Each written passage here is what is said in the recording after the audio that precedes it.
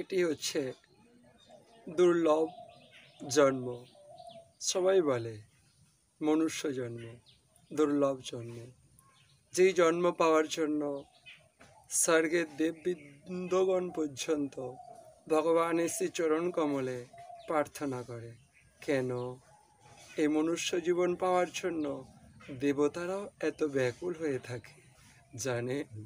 কারণ এই মনুষ্য জীবন দ্বারাই আত্মার কল্যাণ করা যায়। আত্মা অর্থাৎ যা আপনি স্বয়ং, এই যে দেহ, এর ভেতরে যিনি এই দেহটাকে বসে চালনা করছেন তিনি হচ্ছেন আত্মা। সেই আত্মাকে তার কর্মফল ভোগ করার জন্য বারবার বিভিন্ন যোনিতে পরিভ্রমণ করতে হয়। কখনো মনুষ্য জন্ম, কখনো পশু পক্ষীর জন্ম, কখনো কীটপতঙ্গের জন্ম, ইত্যাদি ইত্যাদি। আবার কখনো বা ভয়ঙ্কর পাপের ফল ভোগ করার জন্য নারকীয় দেহে প্রবেশ করে নরক যন্ত্রণা ভোগ করতে হয়।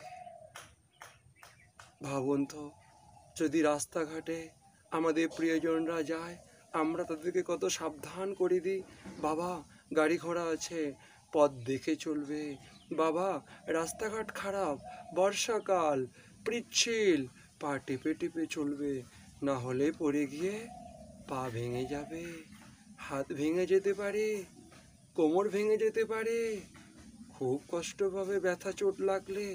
বাবা রাস্তাঘাট সাবধানে দেখে দেখে চলবে। আমরা কত সাবধান করি, কিন্তু মাঝে, কিন্তু বাবাজি, আমরা তো এই সামান্য 70-80 বছরের জীবনটাকে বড় করে দেখে এত সাবধান মানুষ নাই। এই 70 বছরের পর যখন এই দেহ ত্যাগ করে আত্মাকে যখন চলে যেতে হবে, তার জন্য সাবধান মানে শুনিয়েছেন, বাবা এরপরে যখন তুমি যাবে দেহ ত্যাগের পর, তোমার যদি হরিভজন না থাকে, সাধুসঙ্গ না থাকে, সকালে উঠে যদি তুলসী সেবা না থাকে, যদি ভক্ত গুরু বৈষ্ণবের চরণে বসে হরি কথামৃত শ্রবণ না থাকে, তাহলে তোমাকে যে পথে যেতে হবে সেই পথের যন্ত্রণাকে তুমি একটিবার জানতে পেরেছ? তুমি সেই পথের কষ্টকে একটিবার শুনেছ?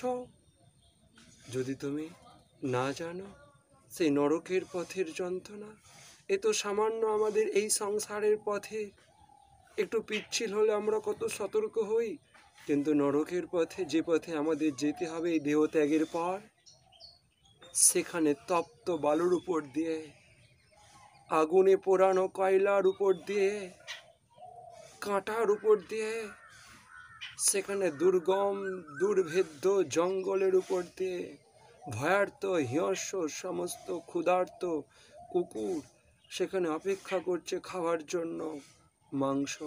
তাদের মুখে পড়ে আমাদের, তাদের কামড় খেয়ে আমাদের যন্ত্রণায় ছটফট করতে হবে।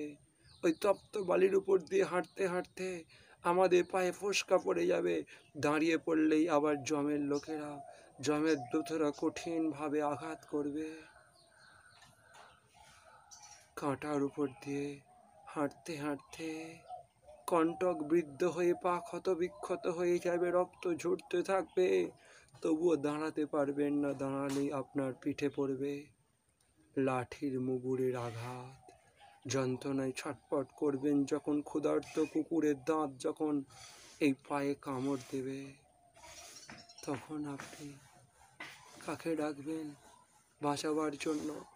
যাদেরকে আজকে সাবধান করছেন, এই সামান্য পিচ্ছিল পথে দেখে দেখে যেতে বলছেন, গাড়ি ঘোড়া দেখে যেতে বলছেন, খুব ভালো কথা, সাবধান করুন। কিন্তু 70 বছরের পরের যে জীবনটা, তার জন্য একটুও কি সাবধান বাণী শুনিয়েছেন? আর কত মূর্খ হবেন, ভগবানকে বিশ্বাস করেন না। আমরা ভারতবর্ষে জন্মেছি, আমরা সবাই ভগবানে বিশ্বাসী। আমরা ভগবানকে মাটির পুতুল মনে করি, দোকান থেকে রজনীগন্ধার মালা কিনে এনে পরিয়ে দেওয়াটাকে ভগবানের পূজা বলে মনে করি। হুং ভুং চুং বোকা ঘন্টা বাজানোটাকে আমরা, মাইক বাজানোটাকে আমরা ধর্ম বলে মনে করি।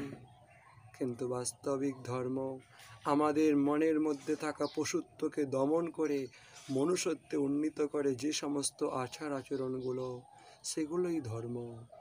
আজ মা বাবাকে এক মুঠো ভাতের জন্য সন্তানের কাছে চাকরগিরি করতে হচ্ছে ছেলের ঘরে, বৌমার পায়ে তেল মাখিয়ে তাকে ছেলের ঘরে থাকতে হচ্ছে।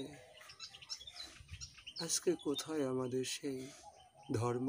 আমরা এই লক্ষ লক্ষ টাকা খরচা করে মাইক বাজিয়ে আমরা নিজের বাবা মাকে খেতে দিই না, আমরা চব্যচুষ্য লেজ্জ আমরা বিলি করছি, দান করছি, ভাবছি অন্নকূট করছি। আরে দান তো সৎপাত্রে করতে হয়। যাকে দান করলে আমার জীবনে ধর্মের পথে চলার প্রেরণা আসবে, এমন ব্যক্তিকে দান করতে হয়। কারণ বীজটা সৎ জমিতেই ফেলতে হয়। যদি আপনি পাথুরে জমিতে বীজ ফেলেন, সেই বীজ নষ্ট হয়ে যায়। আপনাদের কষ্টের উপার্জিত অর্থ দান করছেন, কিন্তু কোথায় দান করছেন?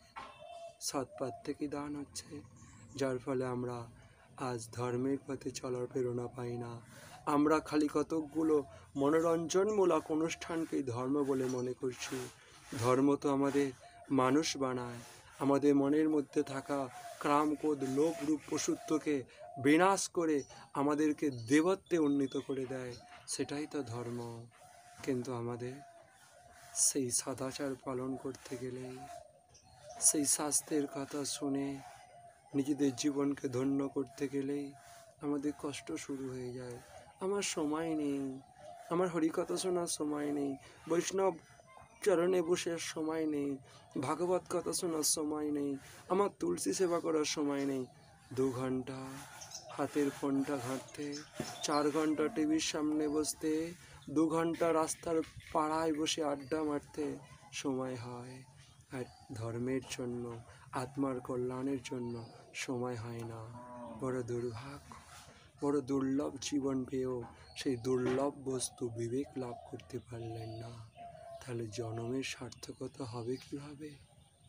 তাহলে এর পরের পথ কিভাবে পার হবেন?